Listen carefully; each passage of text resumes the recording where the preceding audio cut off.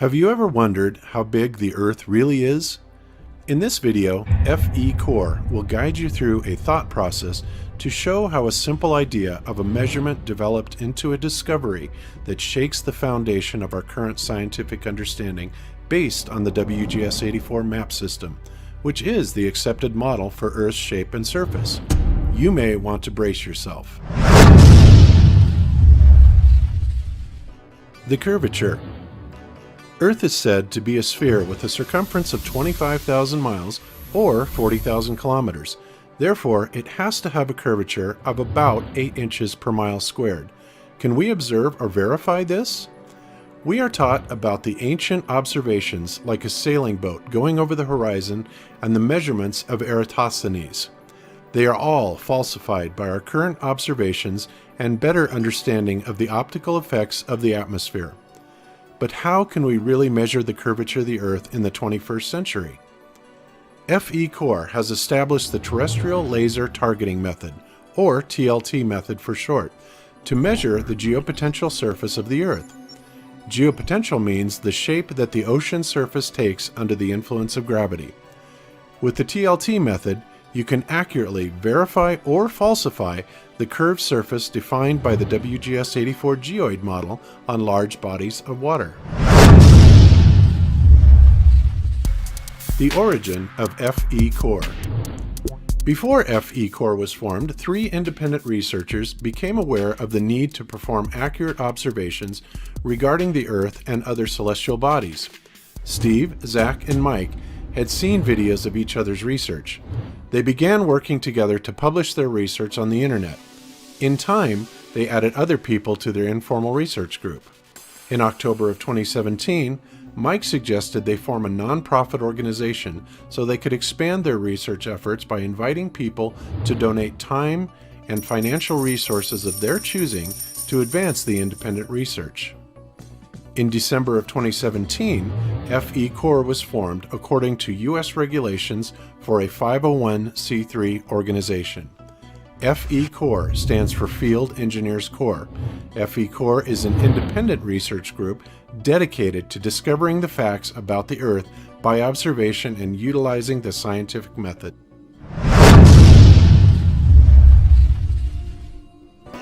Sandor is an inventor from Hungary who joined FECore from the beginning. Sandor had also been considering how to verify that bodies of water conform with the WGS-84 geoid model. In 2016, he decided to test this by using a laser beam over the surface of water. Zach and I decided to recreate an experiment similar to Stephen Hawking's experiment to prove that the surface of the water actually curves according to the curvature of the Earth. Hawking's target was 3 miles away, and it seemed to match the curvature of the WGS-84 geoid model. But his results looked strange to me because I could see the shore on the other side of Lake Balaton, which is a lot further away than his distance of 3 miles. So we decided to do a laser experiment with a few other friends. We chose to perform the first test over Lake Balaton, Hungary, about an hour drive southwest of Budapest. It's approximately 48 miles or 77 kilometers long, by an average of 4 to 6 miles or 7 to 10 kilometers wide. So it provides a long distance for a line-of-sight laser observation. Balaton also has many locations to carry out such an experiment. So why a laser and why over water? A laser is a special type of light source. It's coherent and collimated, which means that all the light is travelling in the same direction and extremely concentrated into a narrow beam.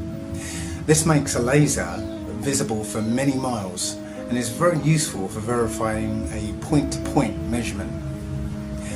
Water appears to provide a flat surface with no obstructions over long distances, so it's an obvious choice to use this location for the measurement. Although TLT measurements can be performed on any terrain surface, a large body of water is representative of the geopotential surface. According to mainstream science, the water's surface is primarily shaped by the Earth's gravitational field. The experiment setup was designed to answer this question. Could the source of a laser beam be seen and recorded from a distance that should be hidden by curvature according to the WGS84 mathematical construct? If not, is there anything blocking our sight, like weather conditions? If yes, what factors must be accounted for? To verify or falsify a possible theory, you must account for the other possibilities. Is a light ray perfectly straight? Here you must investigate the refraction of light, how much the laser beam deviates from an absolutely straight line and in what direction. Light propagates in a straight path and only refracts when the path of the beam crosses a medium with different refractive qualities. FECore used a ray of the collimated laser beam to verify the curvature of the surface by considering the refraction data. The refraction calculation for each TLT measurement is shown in the FECore document that is presented in this video. Factors in measuring the geoid model. Let's take a minute to demonstrate the factors in measuring the geoid model. How much should be hidden from our sight by the calculated convexity of a body of water? The geode model, or WGS84 mathematical construct, states the Earth is an oblate spheroid 24,900 miles or 40,075 kilometers in circumference at the equator, and 24,860 miles or 40,008 kilometers circumference over the poles. If this is accurate, then given these parameters, the surface of the body of water must have an average convexity roughly equal to 8 inches per mile squared in all directions. This means in 1 mile, the surface on average will be 8 inches lower compared to the starting point. But in 2 miles, the convex surface must be calculated as 8 inches times 2 miles squared, which is 8 times 4, or 32 inches. At 3 miles away, there must be a 72-inch drop, and in 10 miles, a drop of 66.6 feet, or 800 inches.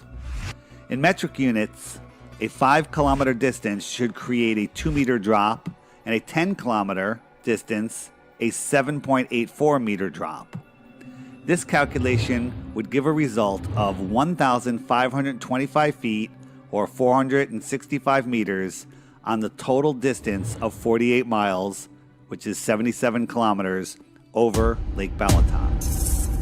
The polar and equatorial circumference differential is relatively insignificant to factor in, but FECore did calculate the ellipsoid correction for each measurement.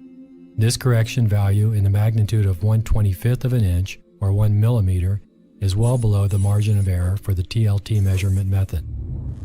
The WGS84 geoid is not a perfect ellipsoid geopotential surface, and it may have local anomalies. Deviation from the perfect ellipsoid surface is called geoid undulation. The WGS84 geoid undulation map shows these correction values, so this data can be compared with the laser and target positions.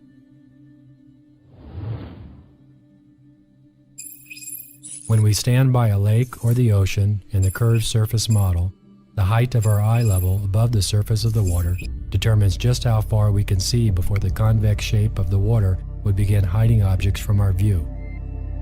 The point where our line of sight would be blocked by the water is called the horizon, so the distance to the horizon would be determined by the height of our eyes or camera above the surface of the water.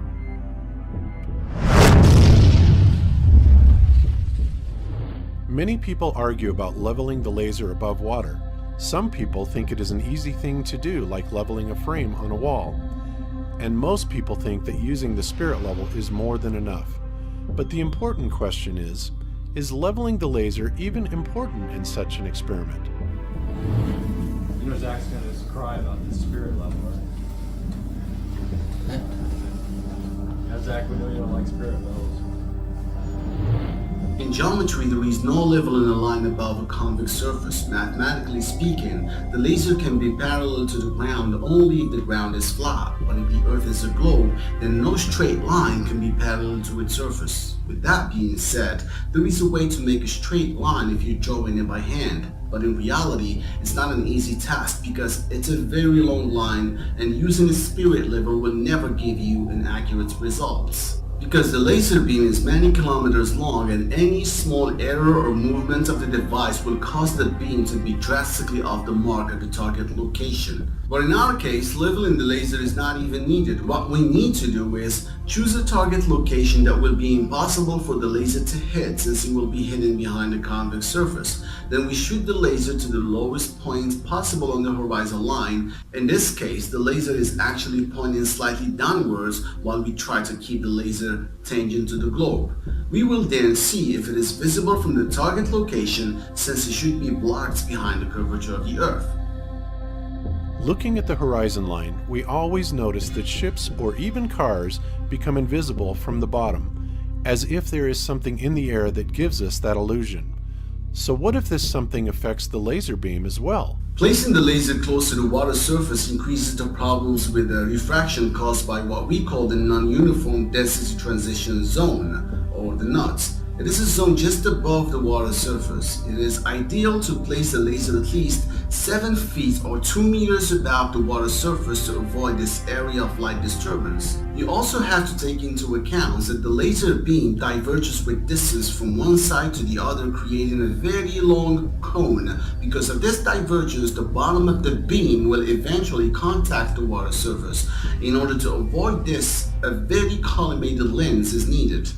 Collimation is a technique that converges the laser beam, enabling it to reach longer distances, but that doesn't mean that it will never diverge again. You have to study the distance you are measuring, the height of the laser, the divergence of the beam in that distance, the humidity, and the collimation, etc. So it's not as simple as many people think. Sandor's tests before FECore.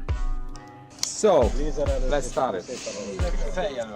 In the year prior to the formation of FECore, Sandor performed 2 laser tests to measure the geoid.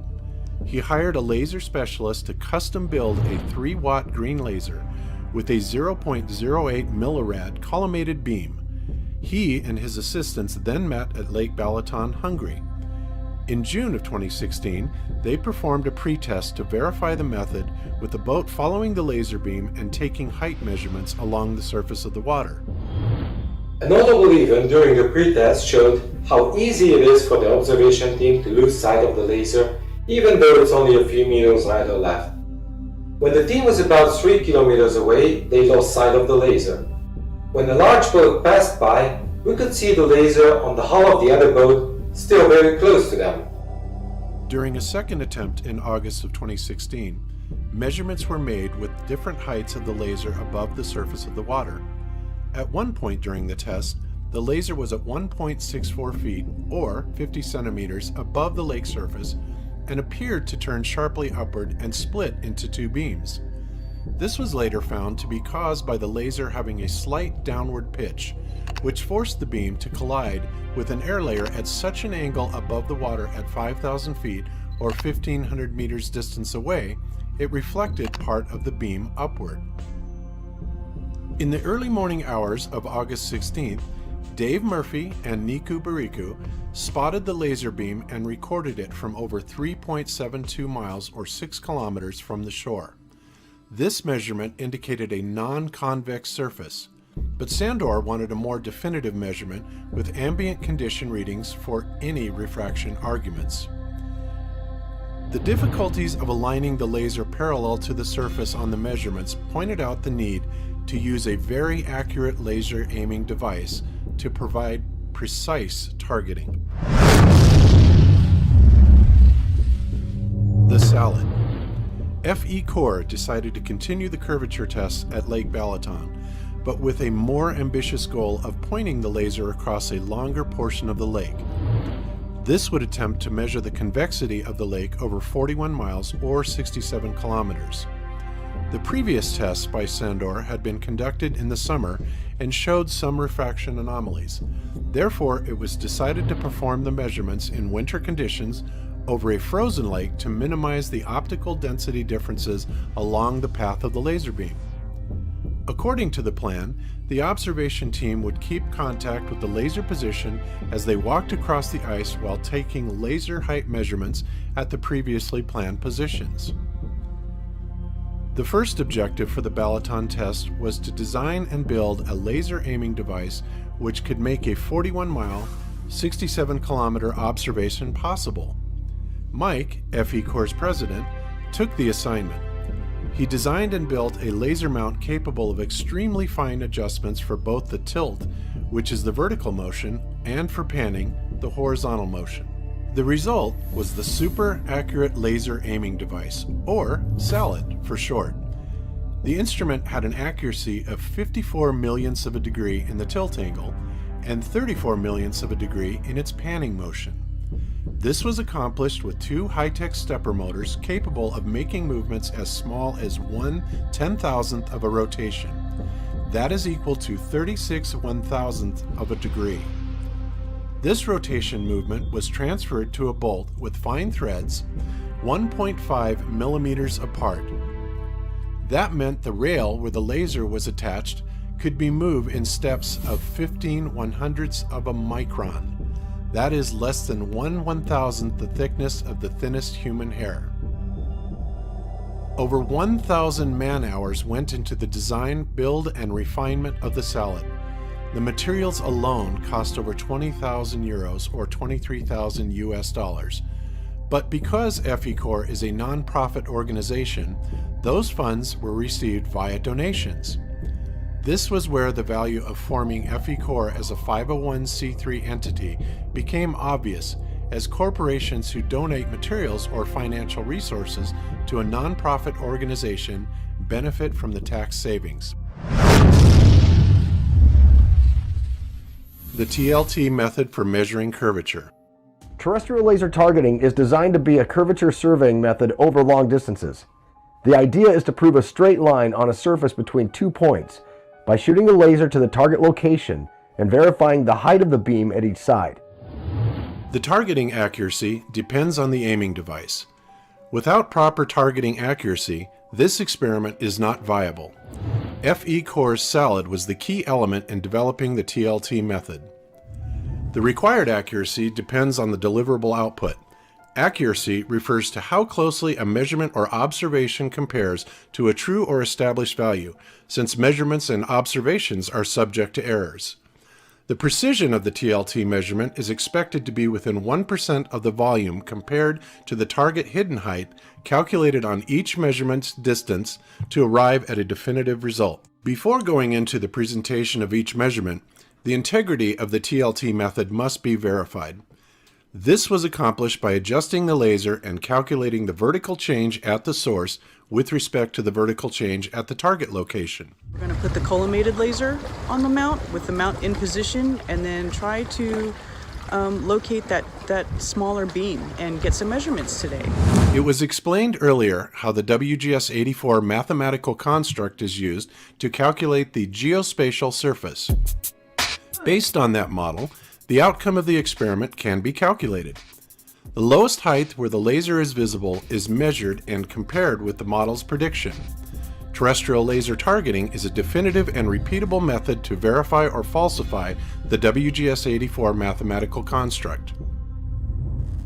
Refraction is when light deviates from a straight path while passing through mediums of different optical density or refractive index.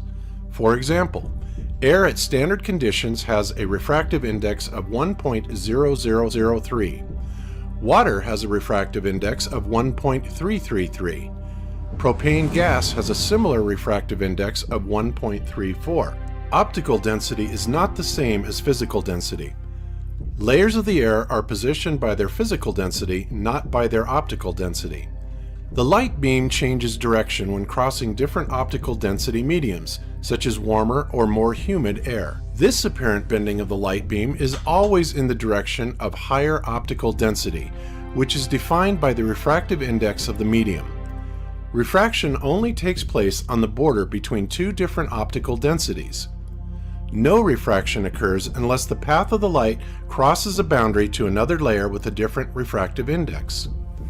In nature, There are no other forces such as gravity or magnetic fields that cause light's path to refract up or down over 10 miles, or even 7,000 miles. If it did, then the appearance of the location of the sun in the sky would jump from one day to the next in the case of a solar storm or magnetic anomaly. The incidence angle and the refraction calculations within our document are not vertical but horizontal. We do not shoot the laser at an angle through a horizontal medium. We shoot with a zero angle of incidence through a relatively homogeneous medium. That is why the laser is used well above the surface of the water to avoid the non-uniform density transition zone. Also, there is an argument of beam divergence. Beam divergence does not affect the TRT measurement. And talking about measurement, I would have to add, the measurement does not use the full beam, but instead only a ray of the laser that is coming directly from the source to the observer. And to conclude, the symmetrical white flash in the center of the optics indicates that we are observing the source of the beam in a direct line of sight. FECore performed 7 documented TLT measurements in 2018. 2 were at Lake Balaton in Hungary, and 5 were performed at Lake IJssel in the Netherlands. Based on the collected data, FECore now has evidence that falsifies the WGS-84 mathematical construct. This has huge implications to our current understanding of Earth's geometric shape. FECore laser measurements at Lake Balaton 2018. January 2018 pre-test. The original plan was to perform the test in January because Lake Balaton normally freezes solid that month, but in 2018 the weather did not cooperate. The January temperatures were too high for a solid freeze, so it was decided to reschedule for February in hopes the lake would be frozen. On January 8, Sander and I went to the Lake Balaton for pre-test observations. We found that we could keep track of the laser by walking along the edge of the lake as the laser operator slowly panned the laser in just one direction. With this method, a frozen lake was not even necessary, but still preferable, of course. FECore spent hours late into the night to discover how the test could be carried out. The pre-test was done under harsh weather conditions of sub-freezing temperatures. Nevertheless, it was a very exciting experience, as observers were able to see the laser at an astounding distance of 21 kilometers with the naked eye. The moment was captured by Sandor's camera. It was a clear indication of the missing convexity of the water surface. The 1-month delay gave Mike more time to test the salad and to adjust its operation software. Zach and I just finished the pre-test. We didn't take any measurements because the weather was not helpful, so we focused on checking the laser performance and the measurement positions. But while we were checking the positions planned for the measurement, the foggy weather started to clear out, and suddenly we could see the laser from a 21 kilometers distance. We spotted the laser beam 1.5 meters above the lake surface, standing on the shore.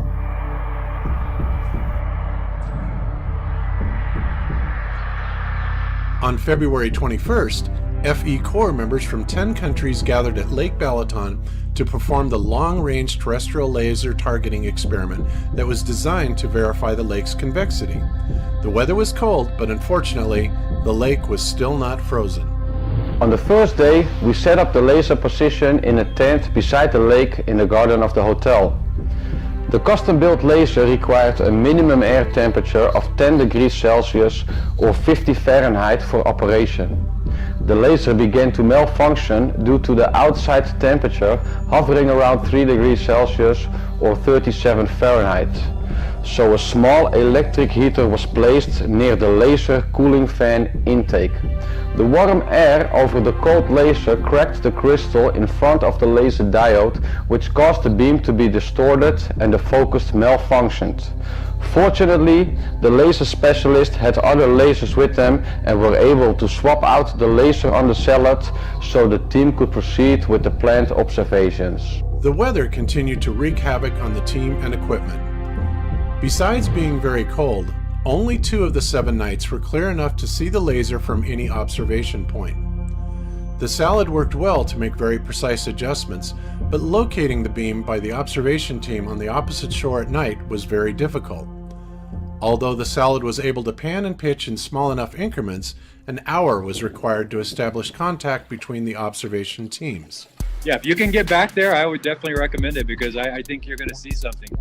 Before we weren't sure what the problem was. We could have also been pitched down, but we also had possible waves we were hitting. Because if the waves were like 2 meters, that's about the height that we are. But now we don't have that problem, and we're also not bouncing off the water like we were before.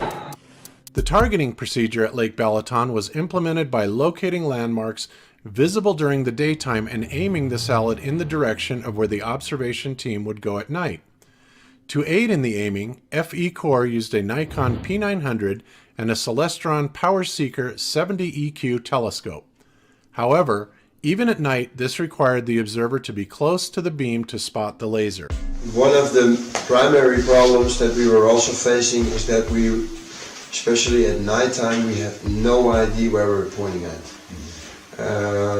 We could manually or visually find the locations during the day, but we have to shoot the laser at night for us to see it. And as soon as it turns dark, you have no idea where you're shooting at. After sunset and the initial leveling process of the salad, the beam was adjusted parallel to the water's surface. The observation team then spread out along the shore to find the laser beam while maintaining contact via phone. Measurement 1. On February 22, 2018, at 10:44 p.m., on the first day, we had a successful observation, but we became aware of it only after analyzing the recorded footage. My camera at the garden of the hotel recorded the handheld blue laser pointer used by the observation team as they were giving targeting signals from the opposite shore 12 kilometers away. The blue laser pointer was 1.5 meters, or 4.92 feet, above the surface of the water. Karen's camera was 1.6 meters, or 5.25 feet, above the surface of the water at a distance of 12 kilometers, or 7.46 miles. The 12-kilometer distance calculation based upon the WGS-84 model results in a target hidden height of 4.56 meters, or 14.96 feet.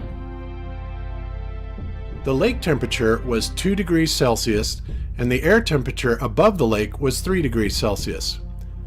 The ambient conditions showed the refractive indexes were about the same at the two sides of the lake where the teams were positioned.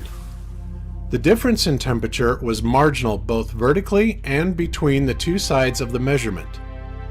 The difference in humidity and temperature between the height of the laser and the height of the camera was insignificant. FECore concluded that the gradients above the lake did not cause any significant refraction of the laser beam. To reach the maximum precision, FECore factored in all the possible corrections for the WGS-84 geoid and calculated the mean sea level ellipsoid, the geoid undulation, and the refraction corrections for each measurement. The height of the laser pointer was 1.5 meters, and the observation position height was at 1.6 meters.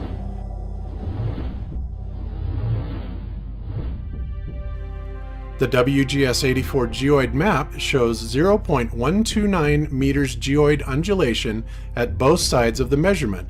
That meant there is no significant difference in geoid undulation.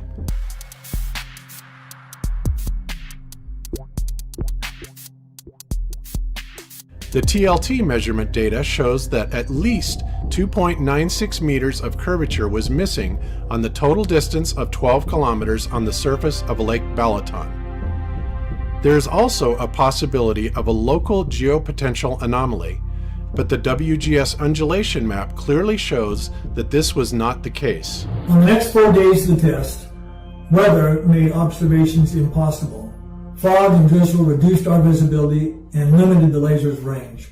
One night, high wind made turbulent air layers and caused a dancing laser beam. This was my first experience at laser observation. When I saw the beam moving so rapidly, I actually said out loud, "What the heck are they doing? Hold it still." No one heard me because their ears were covered and the wind was blowing so hard. I had no idea that wind could cause that optical effect. During the next 2 nights, the temperature dropped to minus 15 degrees Celsius. I'm gonna turn around and show you the ice. The icy lake there. It eliminated the fog and we were able to see the beam. But the wind chill was down to minus 25 degrees. That really limited the amount of time we could spend outside. Despite the harsh conditions, we were able to achieve our second laser measurement. On February 26, 2018, on the last night of the team's scheduled stay at the lake, FECore observed both the blue and green lasers placed at Balatan Vilagos and seen from Siofok 12 kilometers away. Measurement 2. On February 26, 2018 at 8 o'clock p.m. The blue laser was placed on the salad at 2.2 meters or 7.2 feet above the surface of the lake at Balatan Vilagos. The source of the beam was seen from Siofok 12 kilometers or 7.46 miles away at 1.6 meters above the lake.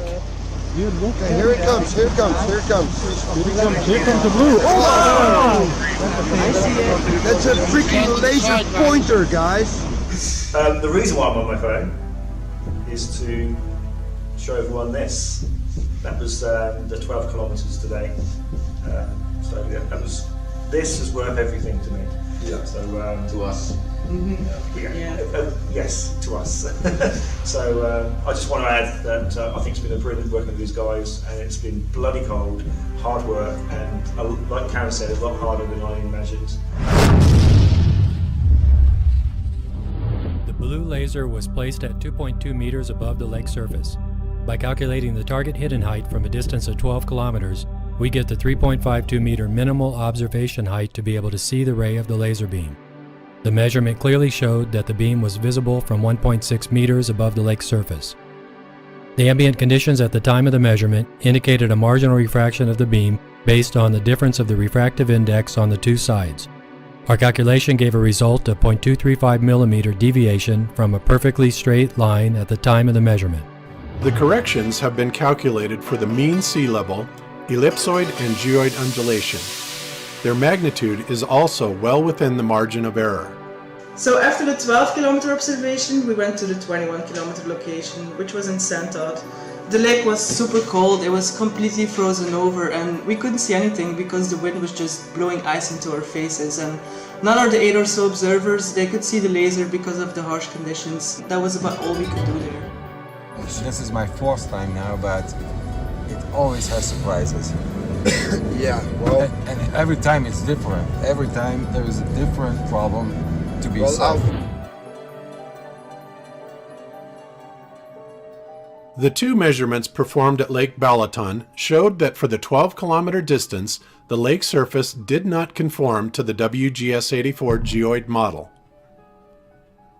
Lessons from Balatan. During the measurements taken on Lake Balatan, there were many limitations, especially adverse weather conditions. Although we made 2 successful measurements, all goals set forth were not accomplished in the time frame allowed. Lasers. We use different types of lasers, ranging from our high collimated laser to conventional lasers.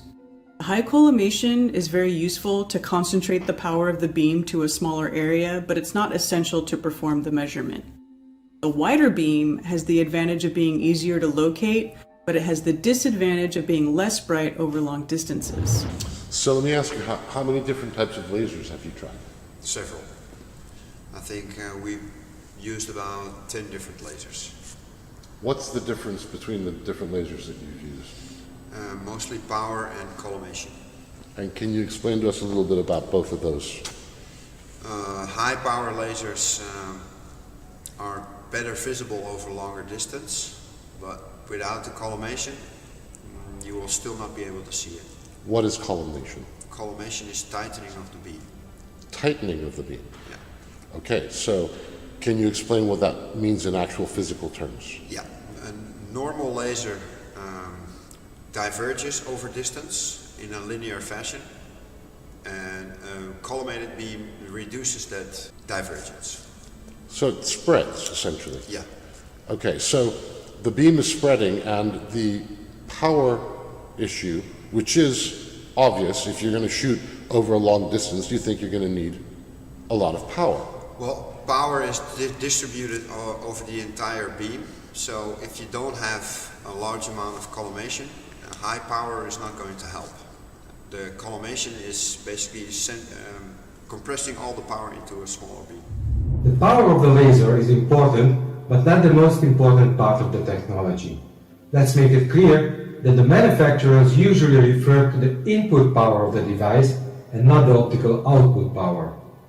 There is usually a 1:5 ratio between them, so if you see a laser labeled to 1 watt, that is approximately 0.2 watt optical output power. Weather.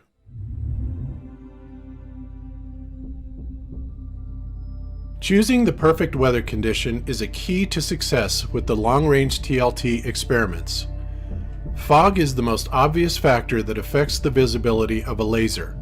In thick fog, you may have less than 100 meters visibility. High humidity also decreases the distance of the laser light. Strong winds cause turbulence over the lake and create unstable layers of air with different refractive properties. As those layers are rapidly mixed by the wind, the observer may see the laser beam dancing wildly as if the laser operator was rapidly waving the laser in hand. Timing is everything. Ironically, the conditions FECore sought manifested less than 48 hours later. Sandor came back to the lake, and this time he was able to walk over the now frozen bay.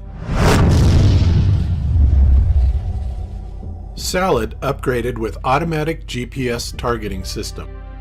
FECore established at Lake Balaton that targeting the beam to the observation location is the most difficult part of the TLT method. A super accurate laser aiming device is able to aim the laser in very fine increments. But how would the team know exactly where to point the beam? It was like playing darts blindfolded. The team had to find a solution for locating the target position. Mike came up with a perfect solution and worked to improve the method of aiming the salad. He created software that calculated a bearing change based on 3 GPS locations. With the new GPS update, the salad operator could input coordinates for a new target location, and the laser would point directly to that exact location. There was now a procedure in place to calibrate the actual alignment of the salad first. This is the actual interface of the device. It's got the settings section here where you actually put in the numbers when you're calibrating your device. And it's got a control section here where you actually control the motors themselves with up, down, left and right. And then it's got a GPS menu here where you actually have 3 fields that you need to put in. And that's the position of your actual laser where you set it up, your GPS location. And then you have the reference location. That's a location that you need in order for the salad device to know in which direction it's actually pointing the laser beam. And then you have the target location, and that's the maximum distance that you want to shoot your laser at. You fill in those GPS coordinates, and then you press go to target on this device, and it steers the laser to the desired GPS location. Before any targeting with the laser can occur, the salad needs to be properly set up and calibrated. This process involves careful leveling of all parts of the device and laser. To do this, the salad is put down on a platform, and each of the 4 legs must be adjusted individually to make sure all beams are level. After the device is leveled, the laser beam must also be leveled. This is done in conjunction with a laser level device, which is placed directly behind the laser. The difference in height of the laser level and the laser itself can now be adjusted to be the same across the maximum distance available at that location. Then the setup is ready to start with our newly developed GPS-based terrestrial laser targeting procedure. The Lake IJssel, Netherlands measurements. After the 2 measurements at Lake Balaton, FECore performed 5 TLT measurement over Lake IJssel. An interesting feature of the Netherlands is that the lands surrounding the lake are almost all below the level of the lake. On April 7, 2018, at about 7 o'clock p.m., the FECore team of Mike, Jeroen, and Patrick began setting up the salad on the balcony of a restaurant in Enkhuizen, Netherlands. This was the laser location for all subsequent measurements on Lake IJssel. The setup was completed around 10 o'clock p.m. The laser height was 2.85 meters above the surface of the lake. This location was well known by Mike, who had been there many times over the years. The choice for the reference position was a small stand of trees about 25 meters tall on the opposite shore. Mike had often wondered how it was possible to see the trees over such a great distance. The team chose this location as the target 1 reference position for calibrating the salad because Mike had been to the trees previously, so he knew the location had good access to the lake for an observation. This was FECore's first chance to use the new GPS TLT system, so in addition to attempting to measure the lake surface for geoid comparison, the team was also testing this new method. Measurement 3, Lake ISIL Target 1. On April 8, 2018, at 1 o'clock a.m., the blue laser was on the salad at 2.85 meters or 9.35 feet above the lake's surface. It was seen at the target 1 position, 21.26 kilometers or 13.21 miles, at a height of 1.2 meters or 3.94 feet above the lake's surface. It took less than 60 seconds for them to see the source of the laser at the target 1 location. Can you guys see it? Yeah, I see it. Yeah, it's there. Okay, yeah, we can see it really well there. Can you see the reflection on the water? I'm gonna zoom out. Yes, we do. Yes, we do. Look at that. Wow. Oh, man, that is irrefutable. Yeah. Awesome. I can watch this all day, you know? This is awesome. Yeah, this is really awesome. Look at that reflection. That reflection absolutely caps it. Yeah. Yeah. That caps it. That annihilates any possibility of it being refracted, and that also annihilates any possibility of any convexity. Yeah. I mean, you cannot track it with being curved. The 21.26 kilometer calculations based upon the WGS-84 geoid model resulted in a target hidden height for measurement 3 ISIL Lake, target 1 location of 18.18 meters or 59.6 feet. The camera height was 1.2 meters. The WGS-84 geoid model differed by 16.98 meters in this measurement, which meant 93% of the target hidden height was visible. The lake temperature was 7.6 degrees Celsius or 45.7 degrees Fahrenheit, and the air temperature was 10.8 degrees Celsius or 46.4 degrees Fahrenheit above the lake. The ambient conditions showed the refractive indexes were about the same on both sides of the lake. TLT calculations factor in any variations in recorded data and geoid datum parameters of the WGS-84 mathematical construct. Both target and laser positions are at 0 meters mean sea level. The WGS-84 geoid undulation map shows a marginal 23 centimeters or 9 inches height difference at the 2 positions. Measurement 4. After the measurement at target 1, Mike and Patrick drove 30 minutes to the target 2 location. Target 2 was selected because it would be within 17.5 degrees panning limit of the salad. Since the salad had been calibrated at target 1, the automatic GPS system now required only a new coordinate to automatically target that position. This was the first field test of the new GPS TLT software, so it was an exciting moment. On April 8, 2018 at 3 o'clock a.m., the blue laser on the salad was 2.85 meters or 9.35 feet above the lake surface. It was seen at the target 2 position 28.68 kilometers or 17.82 miles away at a height of 0.85 meters or 2.79 feet above the lake surface. Okay, check this out, brothers and sisters. 28 kilometers in your face. Wow. Wow. Awesome. That is awesome. My camera is 85 centimeters above sea level. Look at that. That's amazing. You can see it reflecting off the lake water. Yeah. That's astounding. That's the nail in the coffin. Yes, it is. Oh, this is so great, but it's really awesome. The 28.68 kilometer calculations based upon the WGS-84 geoid model resulted in a target hidden height for measurement 4 ISIL Lake target 2 location of 40.21 meters or 131.9 feet. The WGS-84 mathematical construct differed by 39.36 meters in this measurement, which meant 98% of the target hidden height was visible. 40 kilometers or 25 miles is a very great distance. To perform a 40 kilometer TLT measurement, good atmospheric conditions with great visibility are required. The 40 kilometer measurements were scheduled for April 20th through April 22nd. FECore members from the Netherlands, United States, Hungary, and Spain on April 20th in Enkhuizen, Netherlands, for the longest distance laser observation over water in history. The team set up the salad with the blue laser. The reference location was set 18.73 kilometers from the salad at target 3. However, the weather was not in the team's favor. During the first night, the humidity was so high that haze reduced the visibility and dimmed the laser, making any measurement impossible. The second night, April 21st, the humidity was low enough that the team located the laser at the target 3 initial reference location.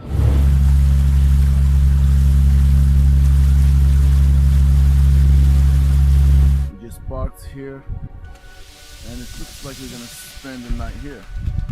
So we're gonna spend the entire night looking for the laser. They calibrated the GPS TLT system and performed measurement 5 at 12 o'clock a.m. on April 22nd. Measurement 5, Lake ISIL, target 3. On April 22nd, 2018, at 12 o'clock a.m., the blue laser was on the salad at 2.92 meters, or 9.58 feet, above the lake surface. It was seen at the target 3 position, 18.73 kilometers, or 11.64 miles, away at a height of 1.6 meters, or 5.25 feet, above the lake surface. The 18.73 kilometer calculation based upon the WGS-84 geoid model results in a target hidden height for measurement 5 ISIL Lake target 3 location of 12.504 meters or 41.024 feet. For measurement 5, the WGS-84 mathematical construct differed by 10.904 meters, which meant 85% of the target hidden height was visible. FECore examined the effects of refraction through the gradients in the air by adjusting the beam vertically.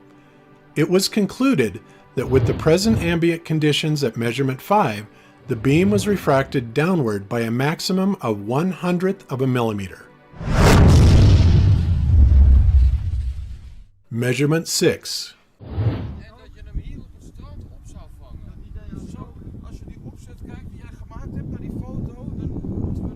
The team moved to the 40 kilometer location, or target 4. At 40 kilometers, finding the source of a laser beam with the naked eye is almost impossible, especially if there are other light sources on the horizon. A telescopic camera was the solution to distinguish the laser from the other lights. Measurement 6, Lake ISIL, target 4. On April 22, 2018, at 2:19 a.m., the blue laser was on the salad at a height of 2.92 meters, or 9.58 feet, above the lake surface.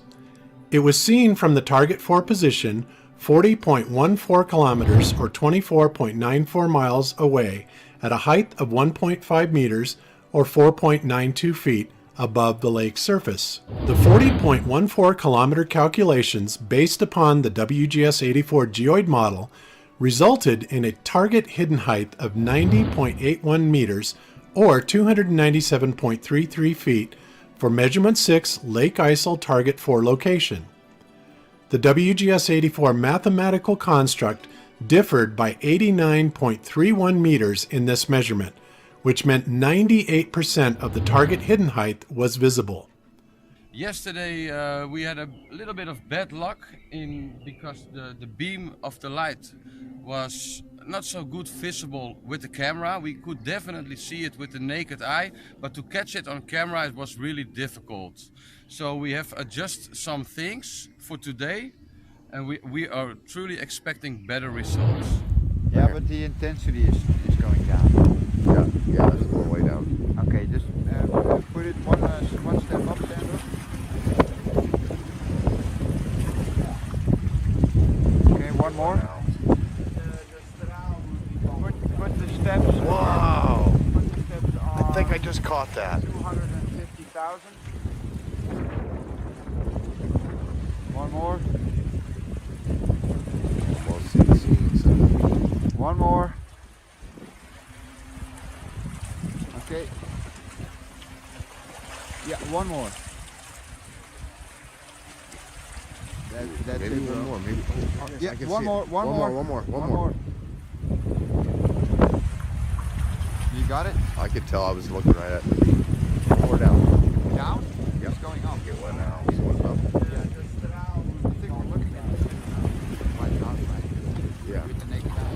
FECore examined the effects of refraction through the gradients in the air by adjusting the beam vertically.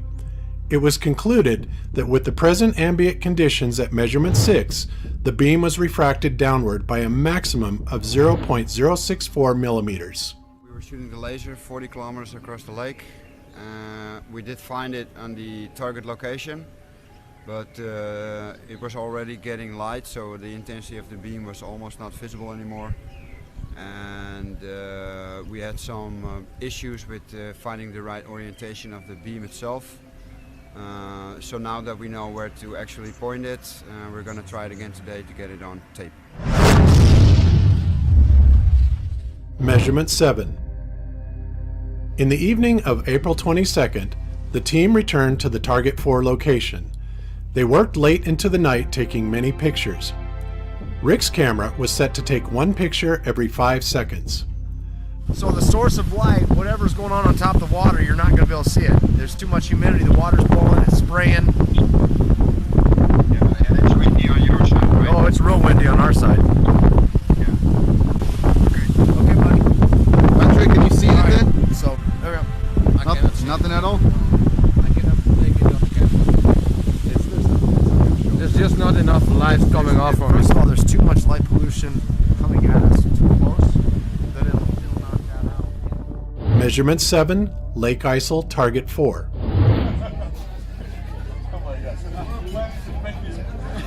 On April 22nd, 2018, at 11:20 p.m., the blue laser was on the salad at 2.92 meters, or 9.58 feet, above the lake surface. It was seen at the Target 4 position 40.14 kilometers, or 24.94 miles, away at a height of 1.5 meters, or 4.92 feet, above the lake surface. The parameters and outcome of measurement 7 was the same as the one from the previous night. The only difference was the maximum refraction of 0.133 millimeters caused by the slightly different ambient conditions. The observers should not have seen the laser at any height below 89.3 meters, or 293 feet, but the beam was recorded from a height of 1.5 meters, or 4.92 feet. Stop. Okay. Bring it down now. The laser down. Going down. Zach, if you want to record some of this, you can. I didn't know you were trying to record something.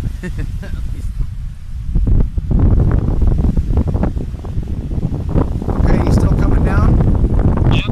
Okay, stop. Go back up a little bit.